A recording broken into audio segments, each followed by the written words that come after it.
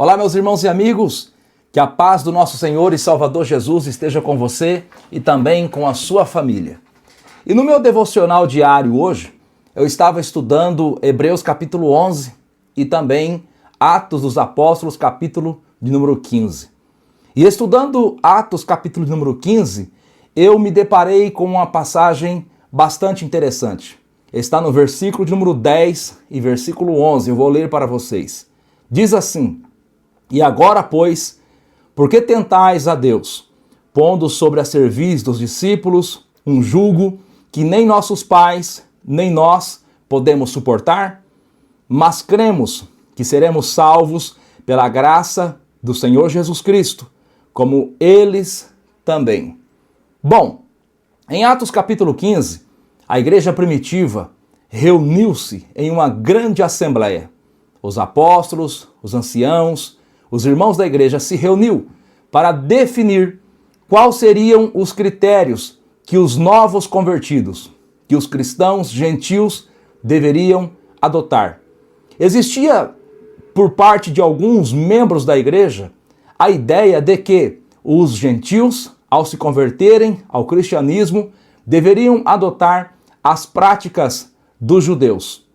E aí a igreja se reúne e chega em um consenso que os gentios não precisavam adotar as práticas, as tradições dos judeus, exceto a questão da prostituição, que eles deveriam se afastar da prostituição, a questão da carne sufocada, do sangue, e a questão da idolatria.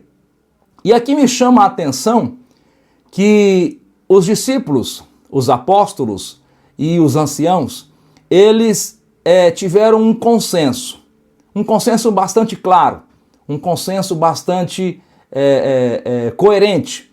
Eles disseram: nós não podemos obrigar, não podemos forçar, colocar um jugo nos ombros dos novos convertidos, que nem nossos pais, preste atenção nisso, nem nossos pais, nem nós conseguimos suportar, podemos suportar. Veja, irmão, que eles tiveram a coerência de não exigir dos outros algo que eles mesmos não conseguiam fazer. Veja, irmãos, que eles tiveram a coerência de não colocar sobre os ombros dos outros algo que eles mesmos não conseguiam carregar. Ora, nos nossos dias, estamos aí cheios de situações que pessoas, lideranças, ministérios querem impor algo que os próprios não conseguem. Olha, querido irmão, eu estava meditando e pensando o quanto que a igreja precisa ser misericordiosa para com o seu próximo. Aqui, os apóstolos, os líderes da igreja em Jerusalém, estavam nada mais, nada menos do que exercendo a misericórdia. Misericórdia é você se compadecer do seu próximo. É você entender que o seu próximo não é obrigado, não tem a obrigação de fazer algo que você não faz. Misericórdia é você entender a miséria, a fraqueza, a limitação do seu próximo, assim como você também é fraco, miserável e limitado. Todos nós somos pecadores. A Bíblia diz em Romanos 3:23 que todos pecaram e destituídos estão da glória de Deus.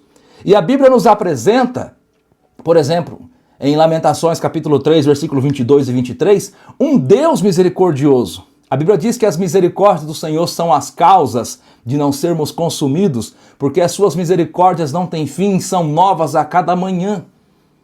Estes irmãos estavam exercendo a misericórdia. E às vezes nós vemos, irmãos, que a igreja perde muito quando ela deixa de exercer a misericórdia. Os obreiros perdem muito quando eles deixam de ser misericordiosos.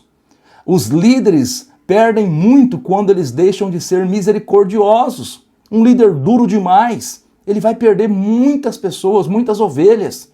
Ovelhas estas que ele poderia, ao longo do tempo, ir trabalhando, tratando, retirando os espinhos, os carrapichos aos poucos e ir moldando uma vida, uma história, uma pessoa.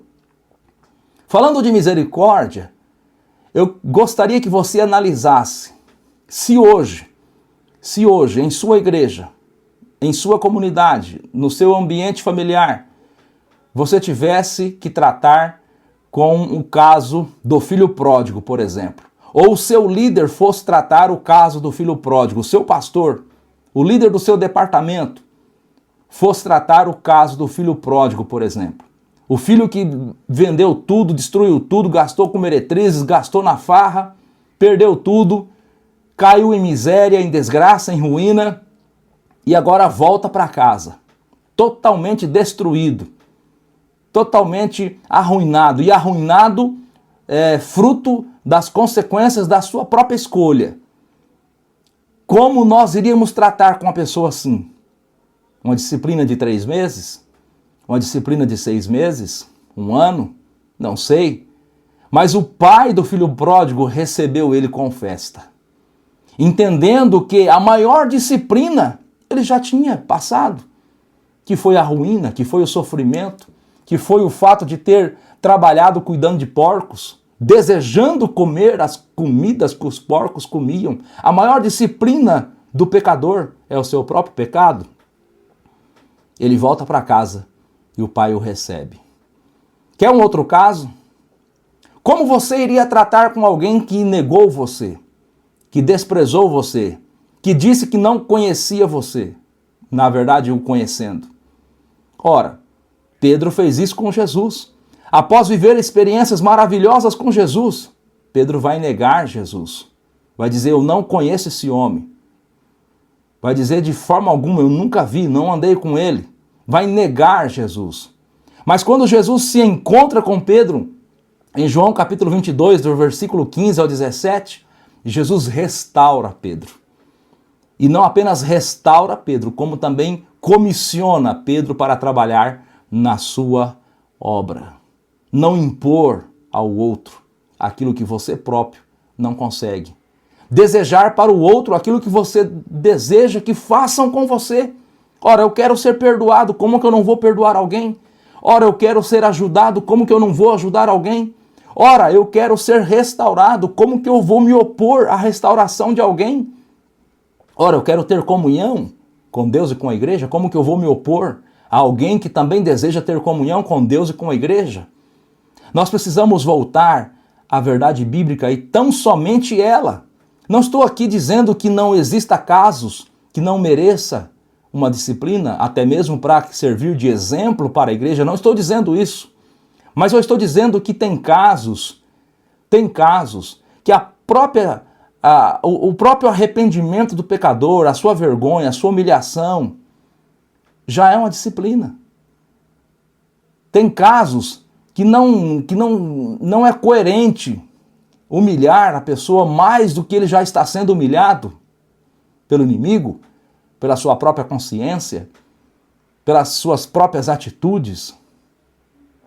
Ele já se arrependeu e ele está voltando humilhado e tudo que ele precisa é de uma mão amiga. Ora, a Bíblia diz na carta de Tiago, capítulo 5, versículo de número 19 e também o versículo 20. Irmãos, se alguém de entre vós se tem desviado da verdade, veja, alguém de dentro da igreja que se desvia da verdade, e alguém o converter, saiba que aquele que fizer converter do erro do seu caminho um pecador, salvará da morte uma alma e cobrirá uma multidão de pecados. Eu estava meditando nisso aqui, dizendo, meu Deus, cobrirá uma multidão de pecados. Por vezes, o que mais nós vemos acontecer nos ambientes de igreja, de religião, é o pecado ser exposto, propagado. É aquela pessoa que já está humilhada, que já está arrependida, que já está olhando para a sua própria vida miserável de pecador e lamentando, e arrependida, e desejando ser restaurada. É pegar aquela pessoa e expor ainda mais aquela pessoa. Mas aqui nós vemos a palavra de Deus falando que aquele que fizer converter do seu erro um irmão está cobrindo uma multidão de pecados e livrando a sua alma da morte eterna. Nós fomos chamados, eu comentava isso com o irmão no último domingo, nós fomos chamados para curar, para restaurar, para pregar o evangelho que levanta o homem da sarjeta, do pó. Nós não fomos chamados para ser detetivos, espião. Nós não fomos chamados para ser alguém que sai por aí propagando os erros alheios, os problemas dos outros. Nós fomos chamados para pregar o evangelho que restaura, o evangelho que levanta, o evangelho que dá vida e vida com abundância. Que Deus nos abençoe. Que Deus abençoe a sua vida e também a sua família.